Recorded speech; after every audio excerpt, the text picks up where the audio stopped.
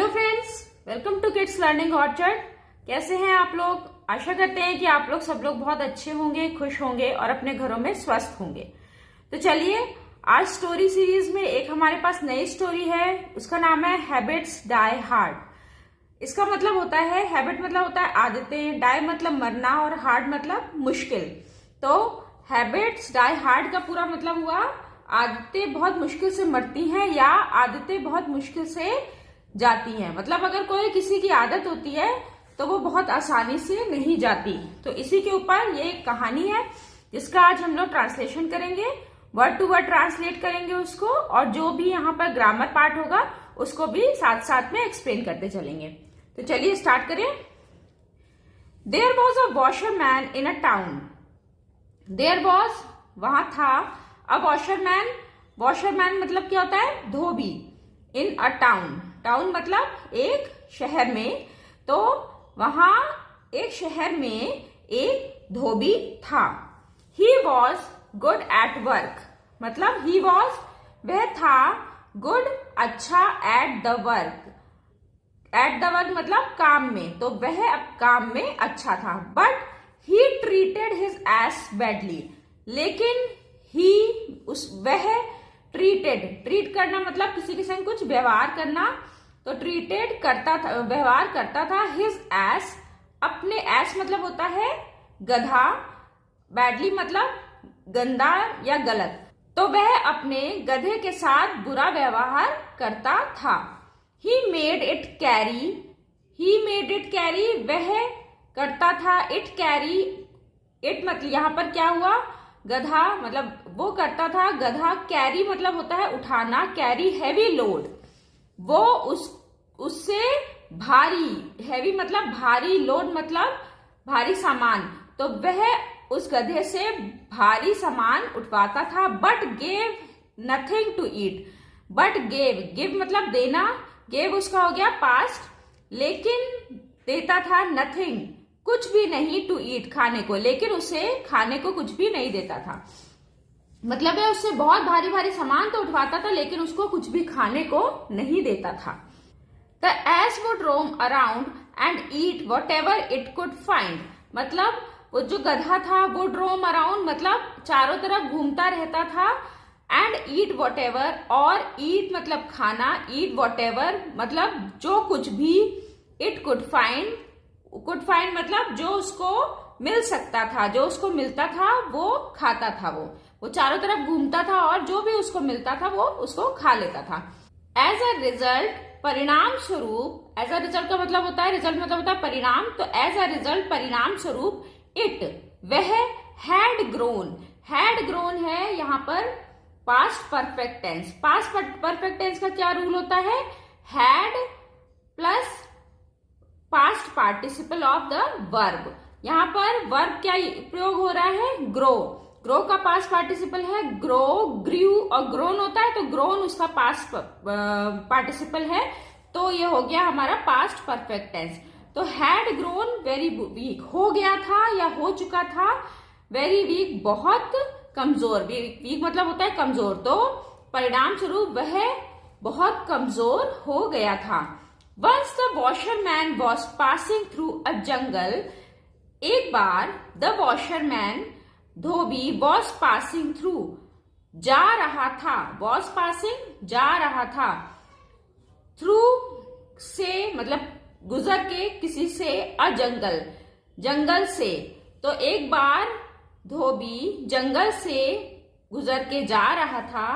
When he saw a dead lion, जब he saw, उसने देखा, सी का सॉ होता है पास्ट टेंस, उसने देखा, अ डेड लायन, एक डेड मतलब मरा हुआ शेर। तो वह जंगल से जब जा रहा था तो उसने एक मरा हुआ शेर देखा। It gave the washerman an idea, it gave उसने दिया, गिव का सेकेंड फॉर्म गेव, उसने दिया द वॉशरमैन धोबी को, एन आइडिया एक युक्ति या एक उपाय। तो उसने, जब वो उसने मरा हुआ शेर देखा तो उससे वॉशरमैन यानी धोबी को एक आइडिया दिया। If he could clothe his donkey with lion hide, if he could clothe his donkey मतलब अगर वह कुड क्लोथ मतलब पहना देता है हिज डंकी अपने डंकी को with lion hide. Lion hide का मतलब होता है शेर की खाल। तो अगर वो अपने गधे को शेर की खाल पहना दे the food problem of the ass would be solve.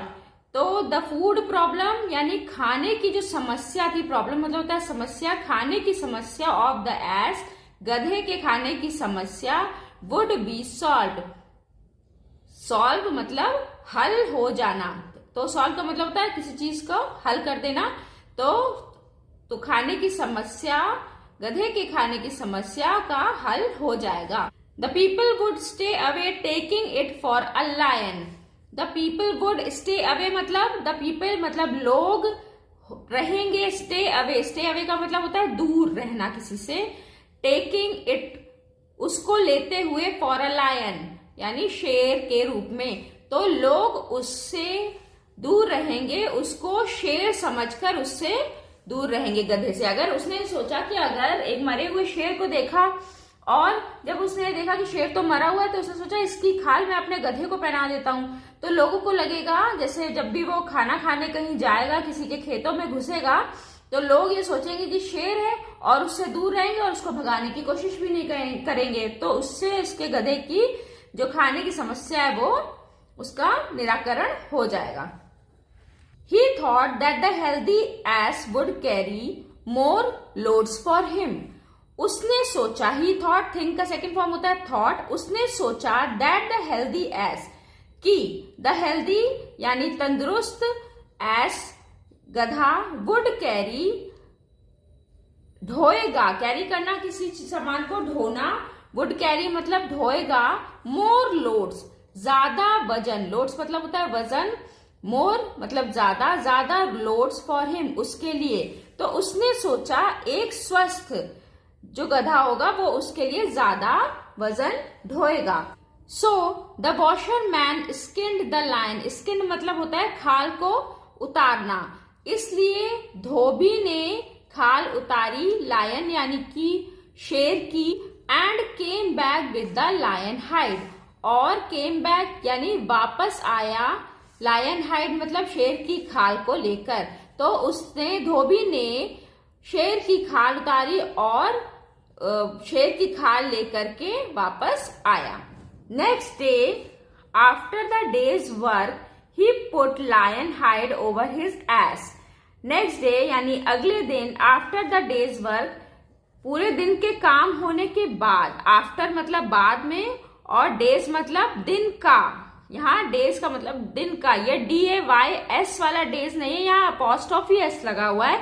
उसका मतलब क्या होता है, ये यहाँ पर ये जो S है वो है का उसका मतलब है। तो दिन का वर्क यानी काम खत्म करने के बाद ही put lion hide over his ass, उसने लगा दी या रख दी, लायन हाइड मतलब शेर की खाल, ओवर मतलब ऊपर, हिज एस अपने गधे पर। तो दिन का काम खत्म होने के बाद उसने शेर की खाल अपने गधे के ऊपर रख दी। And drove it off for feeding, drove it off का मतलब होता है भगाना, किसी को छोड़ देना या भगाना, और भगा दिया फॉर फीडिंग, फीडिंग मतलब खाने के लिए, पेट भरने के लिए अपने एस को यानी अपने गधे को छोड़ दिया। The people took it for a lion, the people मतलब लोगों ने, टुक इट लिया, टेक का होता है टुक, तो लिया, इट उसे, फॉर अ लायन लायन की तरह। तो लोगों ने क्या सोचा कि वो एक शेर है तो लोगों ने उसे शेर की तरह लिया। And hid themselves inside their homes, hide का क्या होता है सेकंड फॉर्म हिड, तो और छुपा लेना, उसका मतलब होता है छुपाना, तो और छुपा लिया, देमसेल्फ मतलब अपने आप को, इनसाइड यानी अंदर, देयर होम्स यानी अपने घरों में, और अपने घरों में खुद को छुपा लिया। The ass went into the fields, गधा वेंट मतलब गया, इन टू द फील्ड्स यानी खेतों में, and grazed crops of its heart's content, and grazed मतलब चरना, ठीक है, ग्रेज मतलब होता है चरना, और ये पास्ट है तो ग्रेज्ड यानी चरा, क्रॉप्स यानी फसल, क्रॉप का मतलब होता है फसल, चरा फसल to its heart's content. To its heart's content मतलब पूरे हार्ट्स कंटेंट्स मतलब होता है पूरे मन के साथ। हाँ, तो गधा खेतों में गया और बिल्कुल पूरे मन से जो फसलें वहां लगी हुई थी फसल को चरा। It came back just before don. It came back मतलब वह, केम बैक यानी वापस आना, केम मतलब आना और बैक मतलब वापस। तो वह आया जस्ट बिफोर डॉन। जस्ट मतलब ठीक, बिफोर मतलब पहले, डॉन मतलब होता है सुबह का समय जो होता है ना, भोर का समय वो। तो और जब उसने सब चर लिया तो ठीक भोर होने से पहले या सुबह होने से पहले वापस आ गया। Now it became their routine. अब इट बिकेम यह हो गया देयर रूटीन, उनका रोजमर्रा की जिंदगी हो गई थी या उनकी दिनचर्या बन गई थी। तो मतलब कि वो क्या करता था, वो रात में उसको, वो दिन भर काम करवाता था, रात में उसको चरने के लिए छोड़ देता था, उसको शेर की खाल पहना के, और वह जो गधा था वह सुबेरे अपना चर के खाना खा के सुबह होने से पहले ही वापस आ जाता था। तो अब ये उनकी दिनचर्या बन चुकी थी। तो now it became their routine, अब ये उनकी दिनचर्या बन गई थी। Washerman worked his ass during the day. Dhobi, work मतलब काम, वर्क मतलब होता है काम, हिज एस उसका गधा। तो वॉशरमैन अपने गधे से काम कराता था during the day. During the day मतलब दिन के समय, पूरे दिन में, ड्यूरिंग द डे पूरे दिन में, दिन के समय में उससे काम कराता था। And sent it into the fields for feeding at night. और सेंट इट मतलब भेज देता, उसे भेज देता था, इनटू द फील्ड्स खेतों में, फॉर फीडिंग खाने के लिए, एट नाइट रात के समय, disguised as a lion. Disguise मतलब होता है स्वांग, मतलब होता है ना कि हमने किसी, मतलब किसी ने किसी के स्वांग रचा, यानी किसी का जो, जैसे इसने क्या किया, ये गधा था, इसने इसके ऊपर शेर के की खाल डाल दी, तो वो एक स्वांग, तो स्वांग बना करके मतलब कि शेर का स्वांग या शेर के रूप में का धारण करवा के उसको भेज देता था। तो वो क्या करता था, जो धोबी था वह दिन में गधे से काम कराता था और रात में उसे खेतों में खाने के लिए भेज देता था। किसके रूप में, लायन की यानी शेर की रूप में। In a few weeks the ass became very healthy. In a few weeks, in few weeks मतलब कुछ ही हफ्तों में, यानी कुछ ही हफ्तों में द एस गधा बिकेम हो गया वेरी हेल्दी, बहुत तंदुरुस्त। फिशरमैन वॉज हैप्पी, धोबी बहुत खुश था।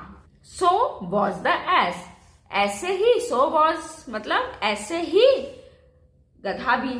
तो वॉशरमैन यानी धोबी बहुत खुश था, वैसे ही गधा भी खुश था। But how long could this game go on. लेकिन हाउ लॉन्ग मतलब कितने समय तक, कुड दिस गेम ऑन रह सकता है था यह खेल जारी, पर कितने दिनों तक यह खेल जारी रह सकता था। Someday the truth will be revealed. Someday यानी एक दिन, द ट्रुथ यानी सच्चाई, विल बी यानी हो जाएगी, रिवील्ड यानी सच्चाई खुल जाएगी।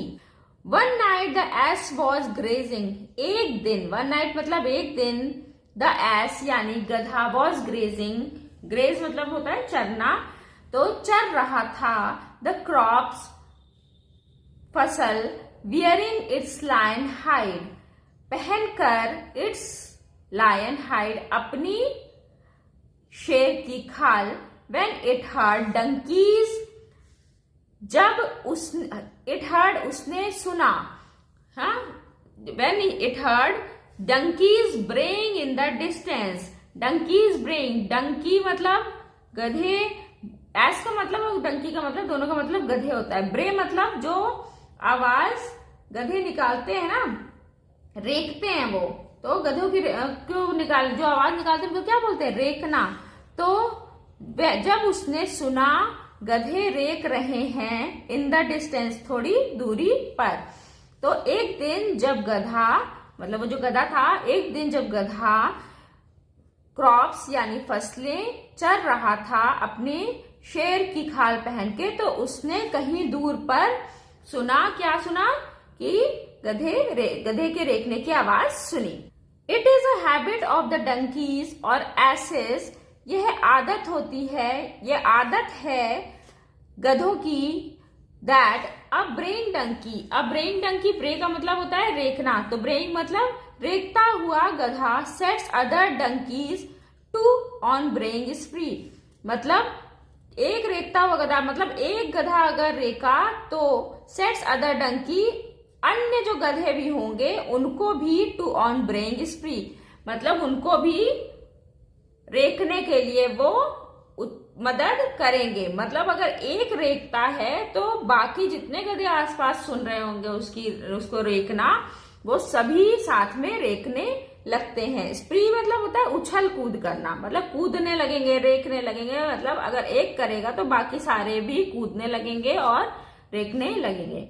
द सेम हैपेंड, बिल्कुल वैसा ही, हैपेंड मतलब होता है हुआ, हैपेंड मतलब होता है होना, और हैपेंड उसका पास्ट हो गया, तो वैसा ही हुआ विद द एस, गधे के साथ, इन द लायन डिस्गाइज, किसके वेश में जो था, जो कि शेर के वेश में था, उस वाले डंकी या उस वाले गधे के संग भी बिल्कुल ऐसा ही हुआ। इट कुड नॉट हेल्प ब्रेइंग, वह उसमें मदद नहीं कर सका, मतलब उसका जो ऊपर से खाल पड़ी हुई थी वो उसमें बिल्कुल मदद नहीं कर सकी कि वो रेखे ना, तो वह उसके रेखने में मदद नहीं कर सकी। The braying sound brought the farmers into the field, the braying sound यानी रेखने वाली आवाज, ब्रॉट लाना, ब्रेइंग मतलब होता है लाना, ब्रॉट उसका पास्ट टेंस है, तो जो रेखने वाली जो आवाज थी वो लाई द फार्मर्स, किसानों को, इनटू द फील्ड, कहां पर, फील्ड में यानी खेतों में लाई, यानी उसकी जो रेखने की आवाज सुनकर सारे जो किसान थे वो खेतों में आ गए। And the reality came into the light, और जो सच्चाई थी, रियलिटी मतलब सच्चाई, केम मतलब आना, आ गई, इनटू द लाइट प्रकाश में, और सच्चाई प्रकाश में आ गई, यानी सच्चाई सबके सामने आ गई। While braying the lion hide had slipped off the back of the ass, while braying मतलब रेखते समय, the lion hide यानी शेर की खाल, had slipped मतलब खिसक गई, उसकी पीठ पे पड़ी हुई थी वो ऊपर, तो खिसक गई, of the back of the S, कहां से खिसक गई, उसकी ऑफ, स्लिप्ड ऑफ मतलब खिसक जाना, निकल जाना, the back of the ass गधे के पीछे से या गधे की पीठ से। The farmers went to the work on the ass with their sticks, किसान वेंट टू वर्क गए, टू वर्क करने के लिए, on the ass with their sticks वार करने के लिए। यहाँ पर टू वर्क का मतलब कुछ काम करने से नहीं है, ये है कि उसको मारने जाने से है। तो जो किसान है वे अपने स्टिक्स यानी लाठियां लेकर के उसके ऊपर वार करने के लिए या उसको मारने के लिए गए।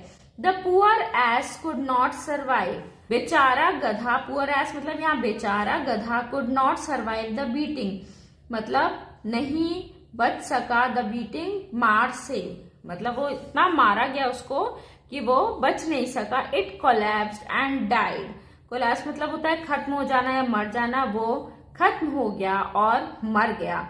तो इस स्टोरी में बताया गया है कि जैसे कि जो जिसकी आदत होती है वो कभी खत्म नहीं होती या बहुत ही मुश्किल से खत्म होती है। जैसे यहाँ पर क्या था, एक गधे को उसके जो मालिक था, जो धोबी था, उसने शेर की खाल तो पहना दी थी, लेकिन उसकी आवाज या उसकी आदत का वो क्या करता, तो जब वो एक बार किसानों के खेतों में जा करके शेर की खाल पहन के उनके सारे खेत खराब कर रहा था या चर रहा था, तो लोगों ने तो ये समझा कि ये शेर और उसके पास नहीं गए, लेकिन जब दूर कहीं कोई गधा रेखा तो उसकी आवाज, क्योंकि ये उसकी आदत है कि दूर गधा रेकेगा तो दूसरा गधा भी अगर आसपास होगा, सुन रहा होगा, तो वो भी जरूर रेकेगा, वो भी आवाज जरूर देगा। अब ये चीज तो धोबी ने सोचा नहीं था, तो अपनी उस आदत के कारण वो बेचारा जो गधा था वो अपने मालिक की वजह से उन लोगों से, किसानों से बहुत पिटा और वो मर गया। तो इसमें क्या बताया गया है कि the truth not be hidden for ever, कि जो सच्चाई होती है वो कभी भी छुपी नहीं रह सकती, मतलब सच्चाई कभी ना कभी सामने जरूर आती है। You fool all for some time, हम लोग थोड़े ही मतलब कुछ ही समय के लिए किसी को बेवकूफ बना सकते हैं, हमेशा के लिए किसी को बेवकूफ नहीं बना सकते। You can fool a few people for longer time but you can not fool all the people all the time. You can fool a few people for longer, हम कुछ ही लोगों को बड़े लंबे समय तक बेवकूफ बना सकते हैं, लेकिन you can not fool all the people all the time. लेकिन हम सब लोग, कुछ लोगों को तो हम बेवकूफ लंबे समय तक बना सकते हैं, लेकिन सभी लोगों को हम लंबे समय तक बेवकूफ नहीं बना देते, क्योंकि सामने वाला भी तो बेवकूफ नहीं है ना। Every creature has a natural habit which does not die, हर जो भगवान ने इस दुनिया में जिसको भी पैदा किया है, जितनी भी चीजें बनाई हैं, जितने भी पशु पक्षी इंसान बनाए हैं, उनकी एक कुछ ना कुछ एक नेचुरल, एक प्रकृति ने एक उनको आदत दी हुई है, जो वो आदत कभी खत्म नहीं होती। तो इसलिए जो प्रकृति ने जो भी चीजें इस दुनिया में बनाई हैं, उनकी जो आदतें होती हैं वो आदतें कभी खत्म नहीं होती। Many a time it is this habit which reveals the truth to all, और बहुत बार उसी आदतों के कारण बहुत सारे जो हम लोगों ने झूठ पहले बोले होते हैं वो सच्चाई के रूप में सामने आ जाते हैं। इसलिए मतलब इसका स्टोरी का मतलब ये है कि हमें कभी भी झूठ नहीं बोलना चाहिए, लोगों से चीजों को छुपाना नहीं चाहिए। तो आई होप ये स्टोरी आपको अच्छी लगी होगी। अगर अच्छी लगी हो तो मेरे चैनल को सब्सक्राइब कीजिएगा, वीडियो को लाइक कीजिए और शेयर कीजिए। Thank you.